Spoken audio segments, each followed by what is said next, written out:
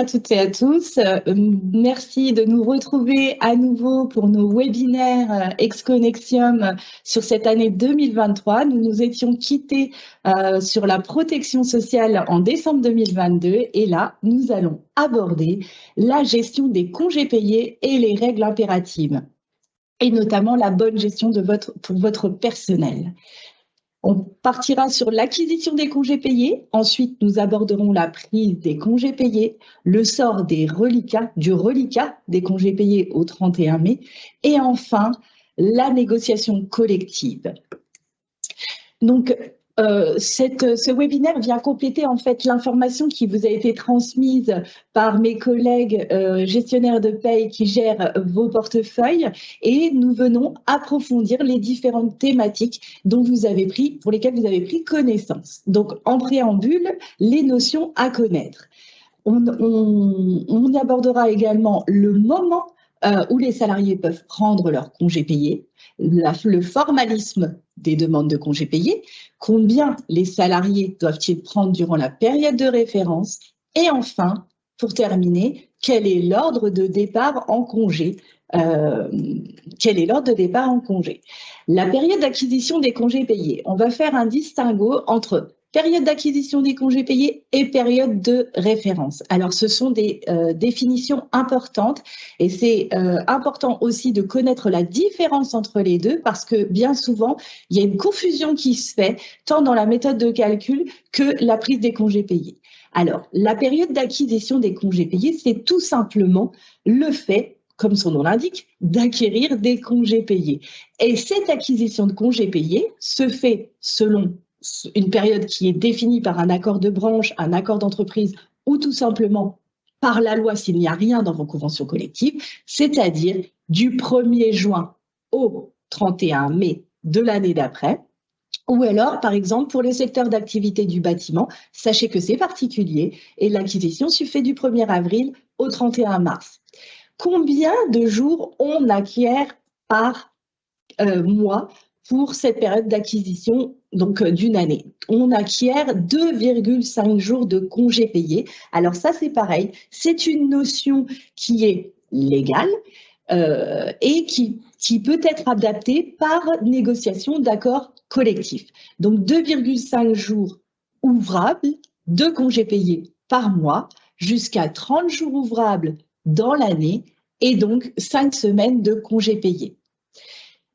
Je précise à ce moment-là, donc notre fameuse négociation d'accord collectif sur la base de jours ouvrés, ça peut faciliter la lisibilité donc par vos salariés pour la prise des semaines de congés payés lorsque vous êtes ouvert du lundi au vendredi et ça peut aussi vous faciliter à vous la gestion.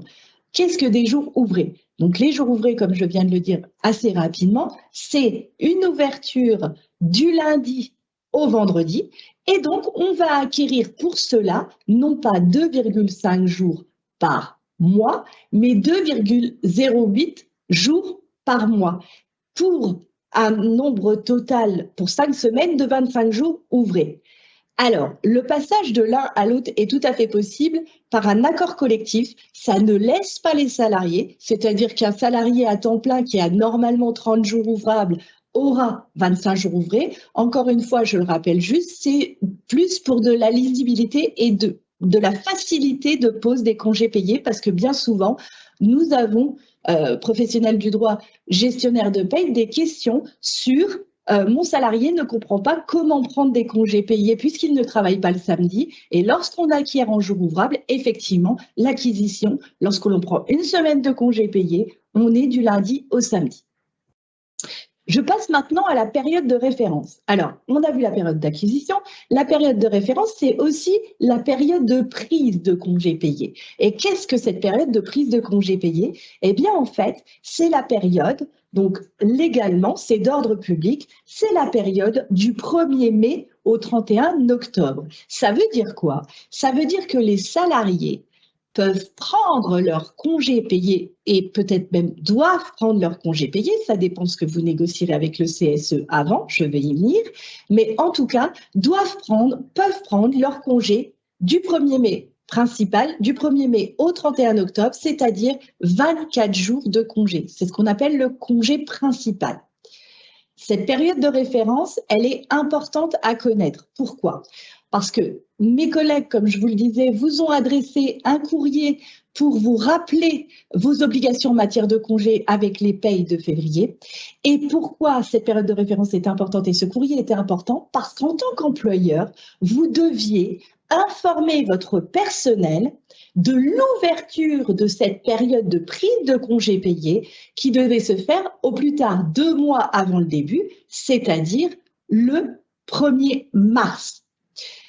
Par ailleurs, vous deviez également, si vous avez un CSE et si vous n'avez pas d'accord collectif qui prévoit la période de prise de congé payé, l'ordre de départ en congé, vous deviez consulter éventuellement le CSE avant le 1er mars, tout simplement si vous alliez décider de modifier cette période de référence, si vous deviez déterminer d'autres critères d'ordre de départ en congé payé, pour lesquels je viendrai après, ou si vous aviez d'autres notions sur la période sur les congés payés.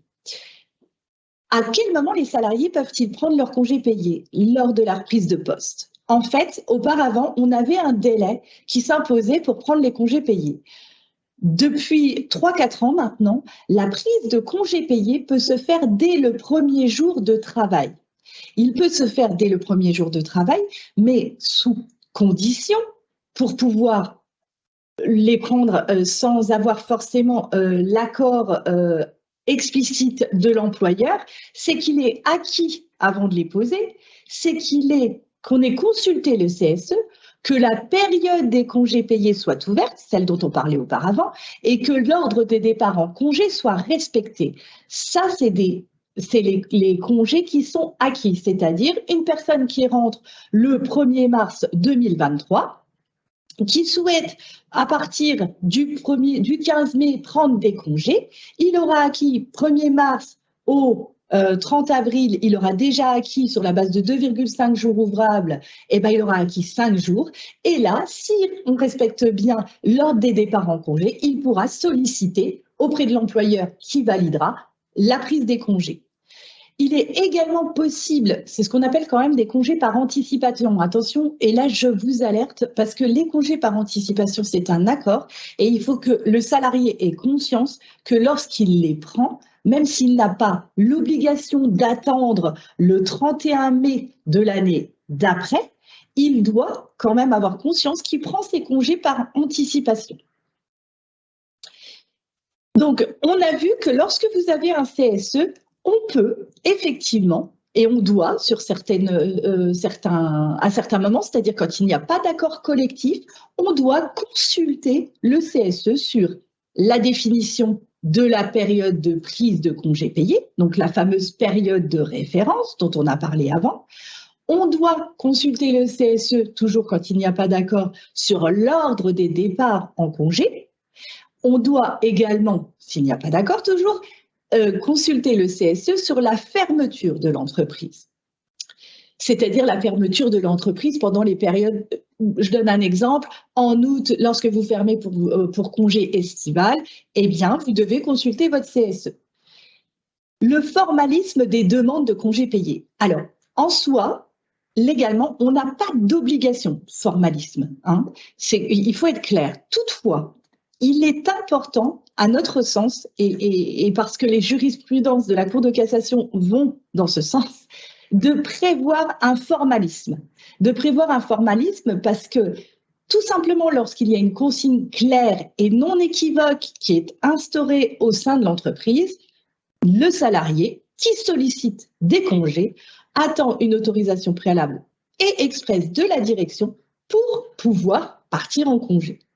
En revanche, si au contraire, il n'y a pas de règle établie, qu'aucun écrit est exigé, eh bien là, ce qui va se passer, c'est que si vous ne lui donnez pas de réponse, par exemple, il part en congé parce qu'il n'a pas eu de réponse écrite, il n'y a pas de formalisme puisqu'il n'en existe pas, eh bien, il va falloir prouver éventuellement, si vous voulez invoquer une faute, eh ben, il faudra prouver. Et là, on n'aura aucun écrit qui vous permette de dire « il est parti en congé sans mon accord ». De même, si vous ne prévoyez pas un courrier écrit de demande de prise de congé payé et qu'il y a des jours de fractionnement, je vais y venir après, eh bien, le fait de ne pas avoir d'écrit qui dit qu'il prend délibérément la décision de prendre ses congés payés en dehors de la période de référence, qui, je la rappelle, est du 1er mai au 31 octobre, eh bien, vous aurez à lui verser des congés de fractionnement. Cette renonciation doit être écrite. Donc, pour toutes ces raisons, même si ce n'est pas obligatoire légalement, nous pouvons que vous conseiller de rédiger une note de service ou un document spécifique de prise des congés payés. Combien de jours doivent-ils prendre durant la période de référence? Alors, au minimum, ils doivent prendre 12 jours ouvrables, c'est-à-dire 2 semaines consécutives entrecoupées d'un week-end. Quand on est en jour ouvrable, ça va être 12 jours ouvrables. Quand on est au jour ouvré, ça va être tout simplement 10 jours ouvrés. Et cela, ces fameux 2 semaines consécutives ne peuvent être fractionnées. En revanche, si ces 15 jours, donc ces 2 semaines, ont été prises durant la période de référence, ils peuvent très bien, au-delà du 13e jour au 24e jour, fractionner le reste de ces congés payés durant cette période de référence. Au maximum, il est possible de prendre 24 jours ouvrables, c'est-à-dire 4 semaines. Excusez-moi, c'est-à-dire 4 semaines. Donc, c'est l'ensemble de son congé principal qui, effectivement, correspond à 24 jours ouvrables ou 20 jours ouvrés. Sauf exception, il existe des exceptions. Alors, on a la contrainte géographique particulière, donc étranger, outre-mer. On a aussi la possibilité, lorsque l'on a une personne à charge qui est handicapée, et notamment un enfant handicapé, de prendre les 5 semaines consécutives. Donc, les 30 jours ouvrables ou les 25 jours durant cette période de référence. Quelles sont les conséquences si les salariés ne prennent pas les congés payés durant cette période de référence, légale ou conventionnelle? Parce que, effectivement, on parle de la période de référence qui est du 1er mai au 31 octobre. Néanmoins, et c'est là où j'attire votre attention et que c'est important, si vous voulez un peu plus de flexibilité dans votre entreprise ou de communication simplifiée dans votre entreprise, vous pouvez très bien élargir votre période de référence du 1er janvier au 31 décembre. L'essentiel étant que la période du 1er mai au 31 octobre soit couverte. Donc, lorsque le salarié ne prend pas ses jours de congés payés dans cette période de référence, eh bien, ce qu'il se passe, il a donc pris ces 2 semaines obligatoire et il se dit, moi, la période estivale, les coûts sont trop élevés, eh bien, je souhaite partir, ou je n'ai pas d'enfant, je souhaite partir en dehors de cette période de référence et je dis, je veux prendre 1 semaine ou 2 semaines à compter de novembre jusqu'au 30 avril de l'année prochaine.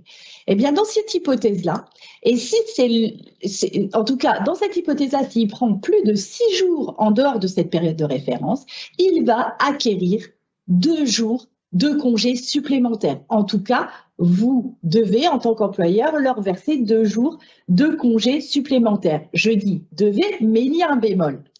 En effet, si c'est parce que l'entreprise a besoin de gérer son activité, qu'elle demande aux salariés de modifier la période, de modifier leur prise de congé payé et de faire prendre en novembre, dans cette hypothèse-là, les jours de fractionnement existent. Bien que, comme je vous l'ai dit auparavant, il y a la possibilité de procéder à leur suppression pour faire simple, en fait, en négociant un accord collectif et en étendant la période de référence.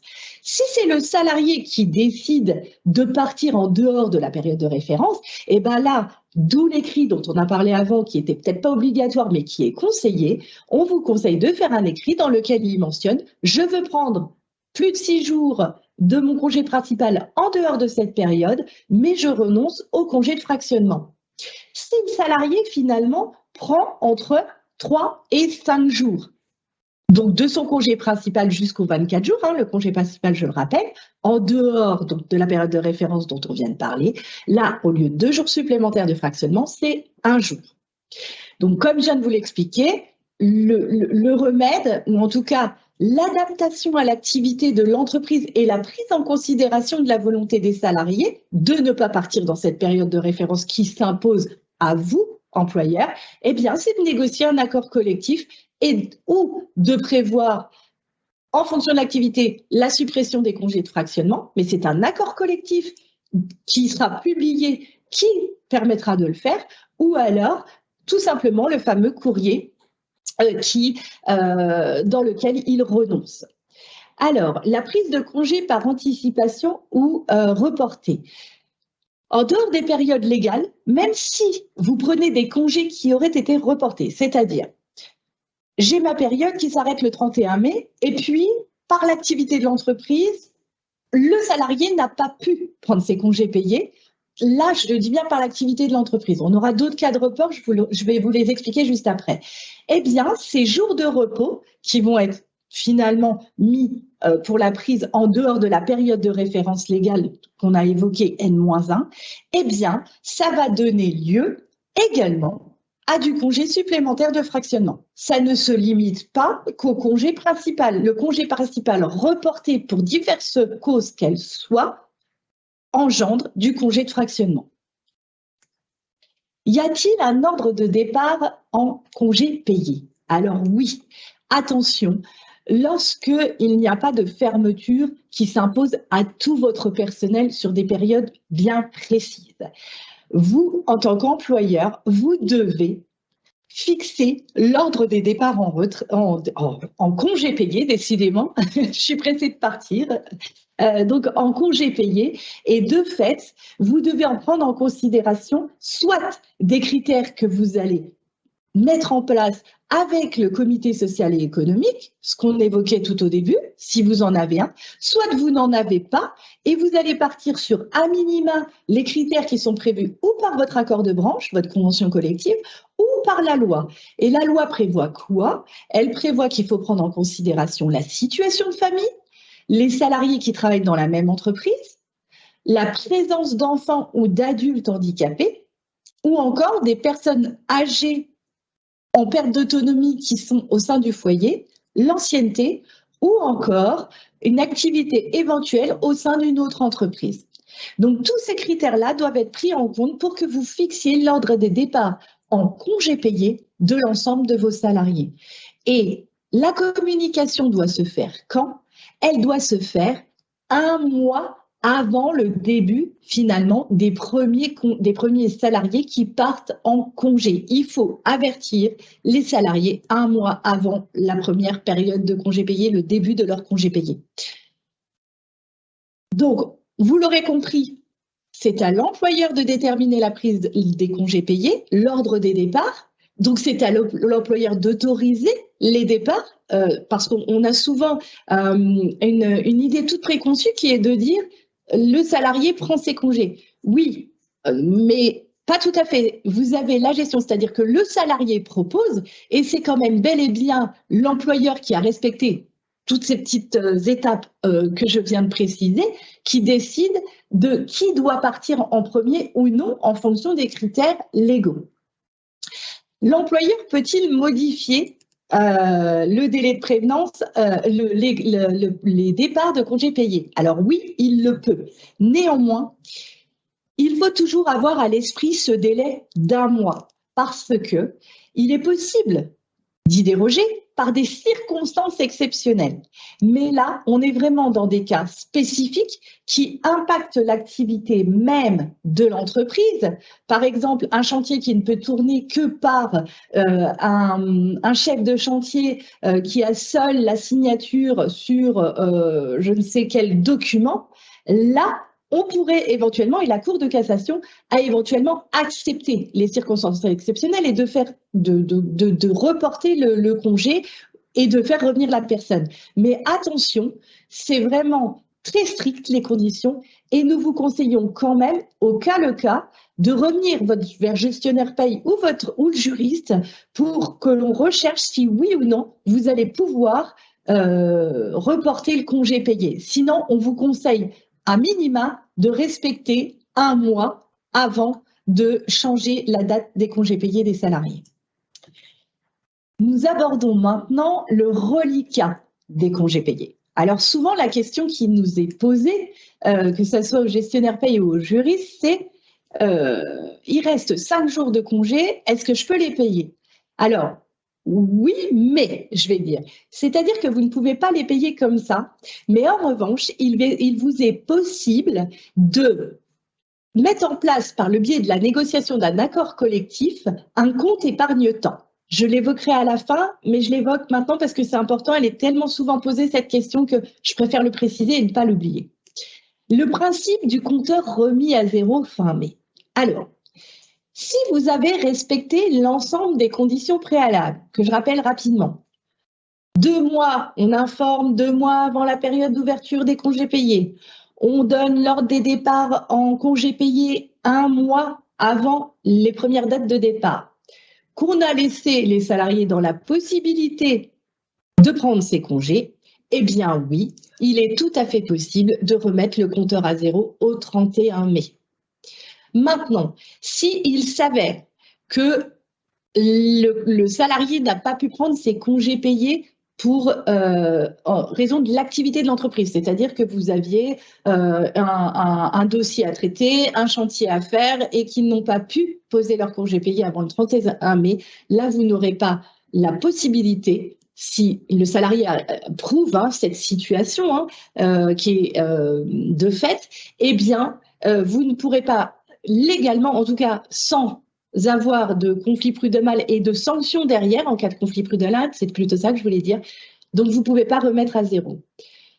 Pareil, lorsque le report des congés payés, donc le report des congés payés est possible s'il n'a pas pu prendre ses congés, donc on le reporte. Si vous souhaitez finalement que le compteur ne soit pas remis à zéro et que l'on reporte sur la nouvelle période, mais c'est également possible en matière d'annualisation du temps de travail. C'est-à-dire que vous avez un accord d'annualisation du temps de travail, soit en heures, soit en jours, et à la fin de la période de congés payés, il n'a pas pu prendre l'intégralité de ses congés payés, ou la personne n'a pas pu prendre, le salarié n'a pas pu prendre l'intégralité de ses congés payés.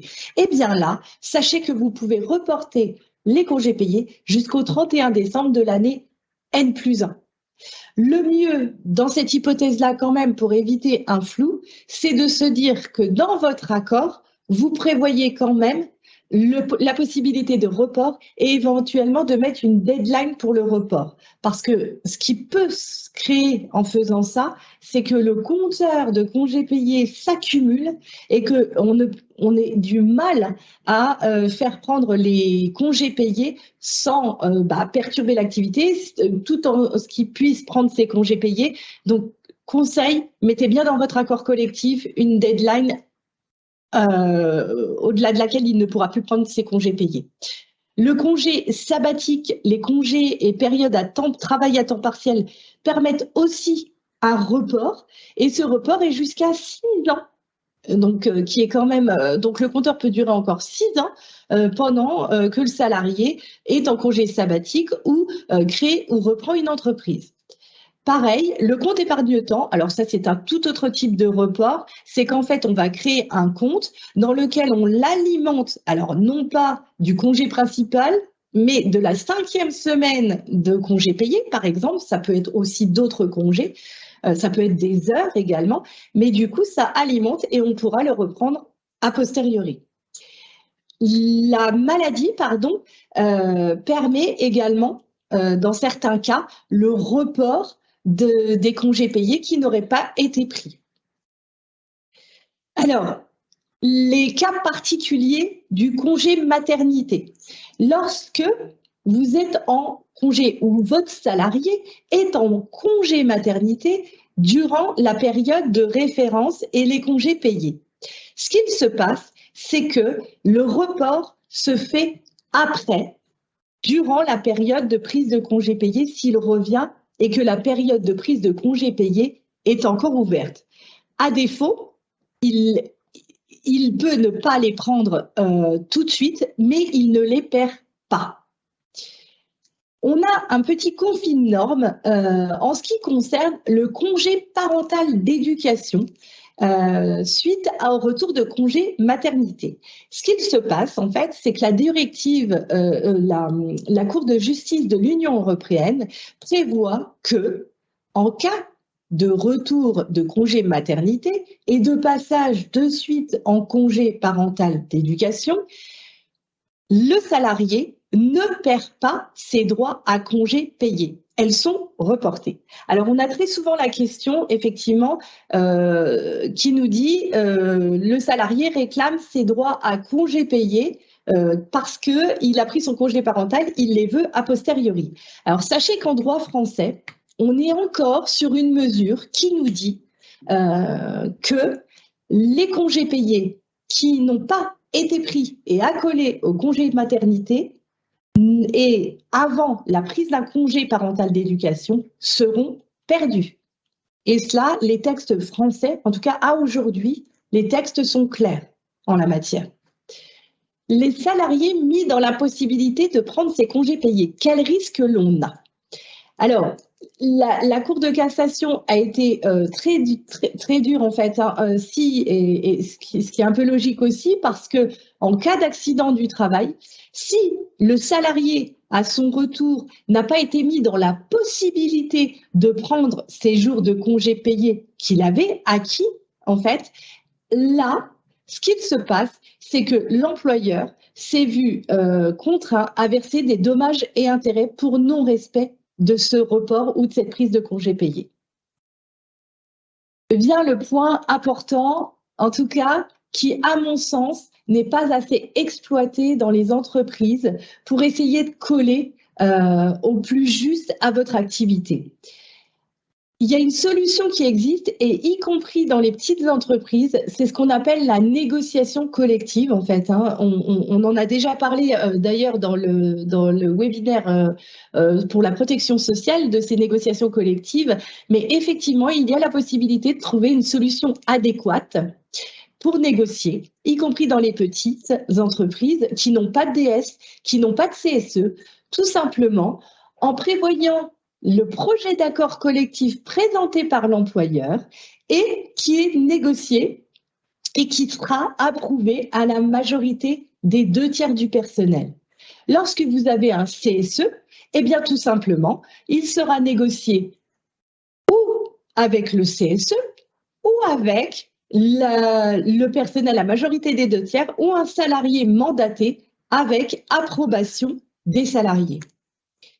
Lorsque vous êtes une entreprise de 50 salariés, plus de 50 salariés, sans délégué syndical, mais avec un membre, avec des élus du CSE, dans ce cas-là, vous avez deux hypothèses. La première qui est de négocier un accord et de le signer avec des élus du CSE mandaté, et l'accord sera ensuite approuvé par les salariés à la majorité simple.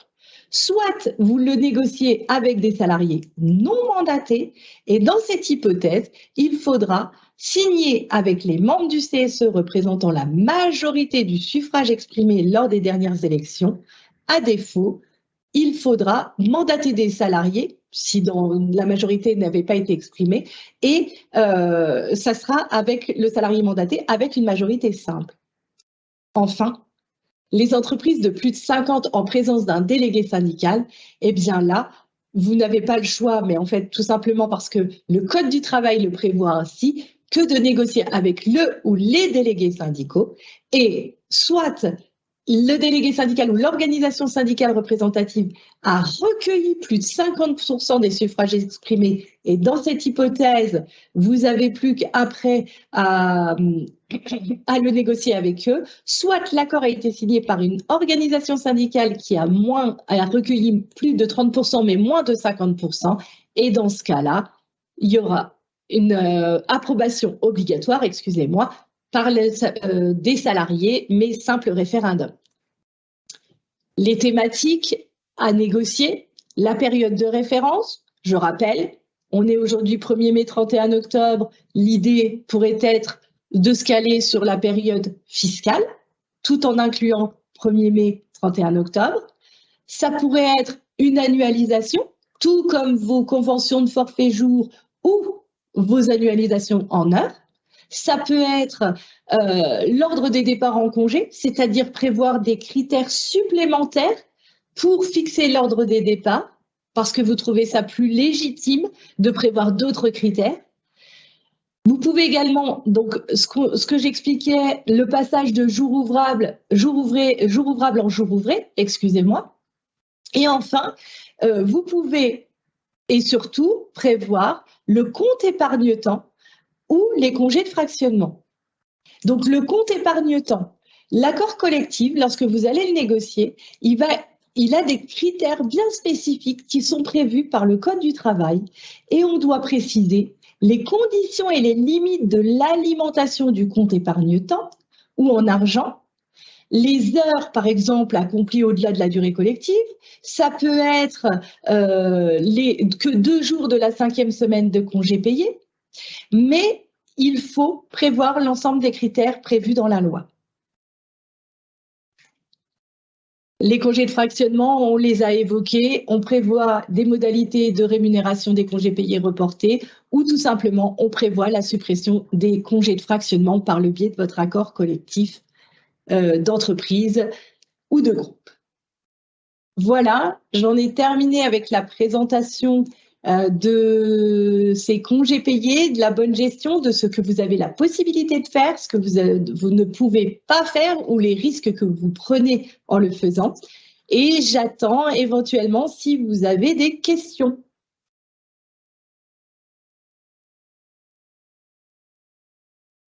Merci Laetitia, bonjour à tous. Alors nous n'avons aucune question pour l'instant. Si jamais vous pouvez encore les poser là maintenant, vous pourrez y répondre. Si jamais là on s'arrête et on se dit au revoir et on se dit au prochain webinaire qui aura lieu au mois de juin et qui portera sur l'entretien professionnel.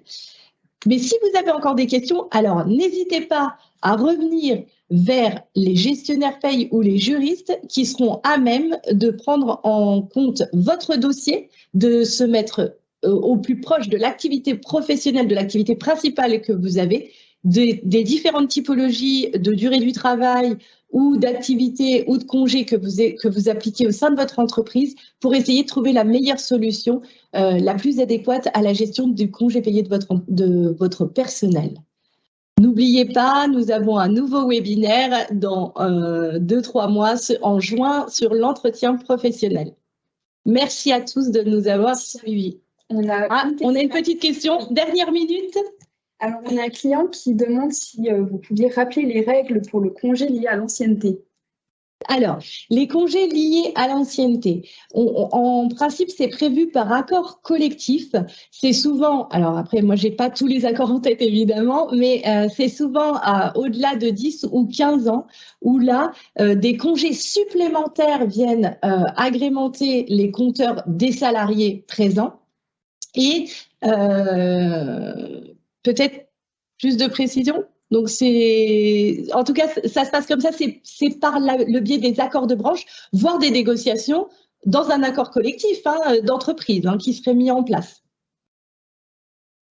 Alors, on a une seconde question qui vient d'un client qui demande s'il pourra revoir l'intégralité du webinaire ultérieurement. Oui, alors le webinaire sera à votre disposition sur LinkedIn. Également sur YouTube et pour les employeurs qui le demandent, nous pourrons transmettre le support par mail. N'hésitez pas à vous rapprocher, alors là pareil, auprès de vos gestionnaires paye, auprès des juristes, en tout cas les personnes vers lesquelles vous avez l'habitude de vous tourner en matière de droit social et nous vous transmettrons avec plaisir ce support.